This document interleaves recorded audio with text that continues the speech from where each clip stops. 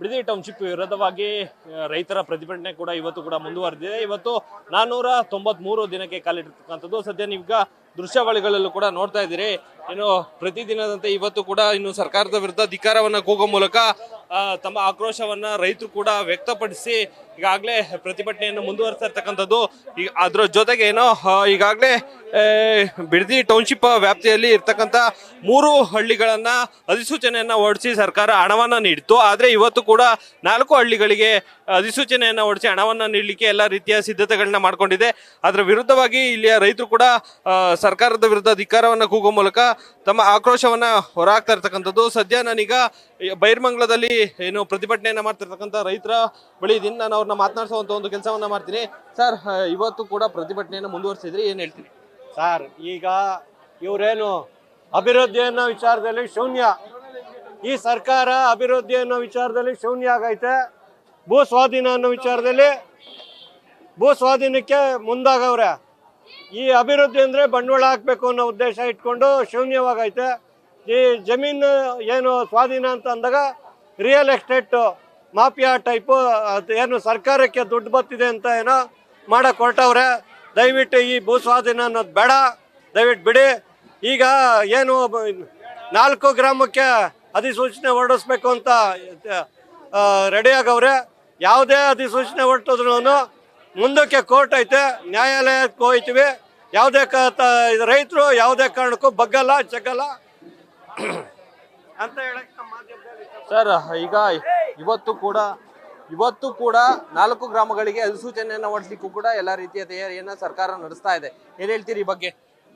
Sir, ನಿನ್ನೆ ಕೂಡ ಹೊಸೂರು, ಬನ್ನಿಗಿರಿ, ಅರಳಾಳ ಸಂದ್ರ ಮತ್ತೆ KG ಗೌಡ್ರಪಾಳ್ಯ ಗ್ರಾಮಗಳಿಗೆ ಅಂತಿಮ ಅಧಿಸೂಚನೆ ಹೊರಡಿಸ್ತೀವಿ ಅಂತ ಹೇಳಿದ್ದಾರೆ. ಬಟ್ ನಮ್ಗೆ ಇನ್ನೂ ಅಧಿಕೃತವಾಗಿ ಗೊತ್ತಾಗಿಲ್ಲ.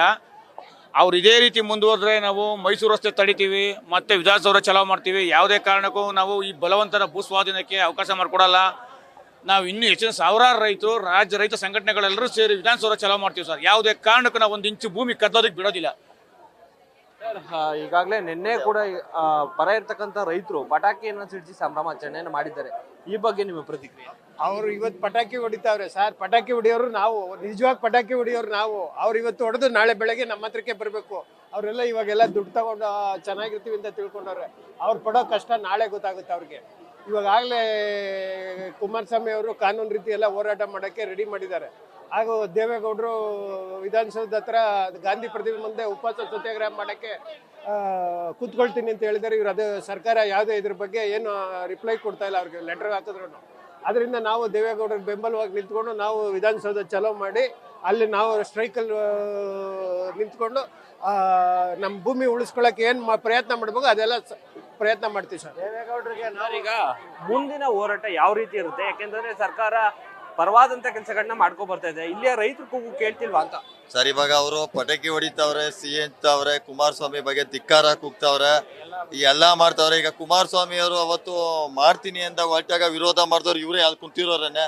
ತಿರ್ಗಾ ಮುಖ್ಯಮಂತ್ರಿ ಆದಾಗ ಈಗ ಯಡಿಯೂರಪ್ಪನವ್ರು ಬಿಟ್ಟಿದ್ದಾರೆ, ಸದಾನಂದ ಗೌಡ್ರು ಬಿಟ್ಟಿದ್ದಾರೆ, ಜಗದೀಶ್ ಶೆಟ್ಟರು ಬಿಟ್ಟಿದ್ದಾರೆ. ಅವರು ಮಾಡಕ್ಕೆ ಅವ್ರಿಗೆ ಅವ್ರೇನ್ ಗಂಡ್ಸಲ್ವಾ ಸರ್? ರಾಜಕೀಯದಲ್ಲಿ ಮಾಡ್ಬೇಕಾಗಿದ್ರೆ ಅಕ್ವೇರ ಭೂಸ್ವಾಧೀನ ಮಾಡ್ರ ಅವತ್ತಾಕಿ ಇವರು ವಿರುದ್ಧ ಮಾಡಿದ್ರು. ಇದೇ DK ಶಿವಕುಮಾರ್ ವಿರೋಧ ಪಕ್ಷದಲ್ಲಿ ಇದ್ರಲ್ಲ, ಅವರು ಅವತ್ತು ವಿರುದ್ಧ ಮಾಡ್ಲಿವಾ? ಇವತ್ತಾಕೆ DK ಶಿವಕುಮಾರ್ ಕೈ ಬಿಡಕ್ಕೆ ಇಷ್ಟೊಂದು ಕಷ್ಟ ತಗೋತಾವ್ರೆ? ಅವರು ಇವತ್ತು ಇದರಲ್ಲಿ 40,000 ಕೋಟಿ ಲಾಭ ಐತೆ, 30,000 ಕೋಟಿ ಅವರು ಫಂಡ್ ಮಾತಾಡ್ಕೊಂಡಿದ್ದಾರೆ. ಇನ್ನು 10,000 ಕೋಟಿಲಿ ಇಲ್ಲಿರೋ ಈ ಜಿರ್ಲೆ, ಈ ಸೊಳ್ಳೆ, ಜಿಗಣೆ ಇವ್ರಿಗೆಲ್ಲ ಹಂಚ್ಕೊಂಡು ಇಲ್ಲಿರೋರು ನಮ್ಮ ಭಾಗದಲ್ಲಿರೋ ರೈತರು ಕೆಲವರು 400 ಕೋಟಿ ಕಮಿಷನ್ ದಂಧೆ ಮಾತಾಡ್ಕೊಂಡು ನೋಡಿ. ಈಗ ಬಾಡ್ ಬೈತಾ ಇದೆ ಅಲ್ಲಿ ಇದ್ರಲ್ಲಿ ರಿಸಾರ್ಟ್ ಅಲ್ಲಿ 25 ಲಕ್ಷ ಅಲ್ಲಿಂದ ಫಂಡ್. ನಟರಾಜ ಅನ್ನೋನು ನಮ್ಮ 2 ಪಂಚಾಯತಿ ಹಾಳು ಮಾಡ್ತಾವನೆ ಗ್ರೇಟರ್ ಬೆಂಗಳೂರು. ಅವನ ಅಧ್ಯಕ್ಷ ಆಗ ಯೋಗ್ಯತೆನೇ ಇಲ್ಲ. ಅವನು ಯಾರು ಈ ಪಂಚಾಯತಿಗೆ ಅಧ್ಯಕ್ಷ ಆಗ ಗ್ರೇಟರ್ ಬೆಂಗಳೂರಿಗೆ? ನಮ್ಮ ಭಾಗದವ್ರಿಗೆ ಯಾರಿಗಾರು ಅಧ್ಯಕ್ಷ ಕೊಡ್ಬೋದಾಯ್ತಲ್ಲ, ಮಸ್ತಾಗಿದ್ರು, ಬೇಕಾದ ಜನ ಇದ್ರು, ಯಾಕೆ ಕೊಡ್ಲಿಲ್ಲ? ಒಳ್ಳೆ 60 ಎಕರೆ, 100 ಎಕರೆ, 80 ಎಕರೆ ಜಮೀನ್ದಾರ್ ಇದ್ರಲ್ಲ ನಮ್ಮ ಎಡಭಾಗದಲ್ಲಿ, ಯಾಕೆ ಕೊಡ್ಲಿಲ್ಲ? ಅವನು ಯಾರು? ಅವನೊಬ್ಬ ಓರಿ ತಮ್ಮಯ್ಯನ ಮಗ, ಗಾನ್ಕಲ್ಲು ಓರಿ ಬಿಡೋ ತಮ್ಮಯ್ಯನ ಮಗ. ಅವನು ಏನು ಅಂತ ನಮ್ಗೆ ಗೊತ್ತಿಲ್ವ? ಅವನು ಎಲ್ಲಿಂದ ಬಂದ?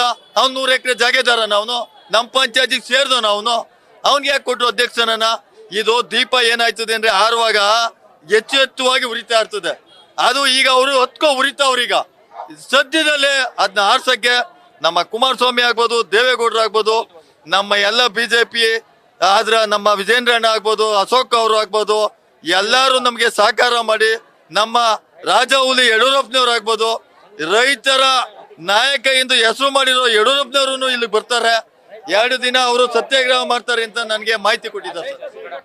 ಇದಿಷ್ಟು ಕೂಡ ಇಲ್ಲಿಯ ರೈತರ ಆಕ್ರೋಶದ ಮಾತುಗಳಾಗಿರ್ತಕ್ಕಂಥದ್ದು. ಕ್ಯಾಮರಾಮನ್ ರಶೀದ್ ಜೊತೆ ಮೋಹನ್, ನ್ಯೂಸ್ ಫಸ್ಟ್ ನಿರ್ಭೀತಿಯಿಂದ ನಿಮ್ಮ ಪರವಾಗಿ.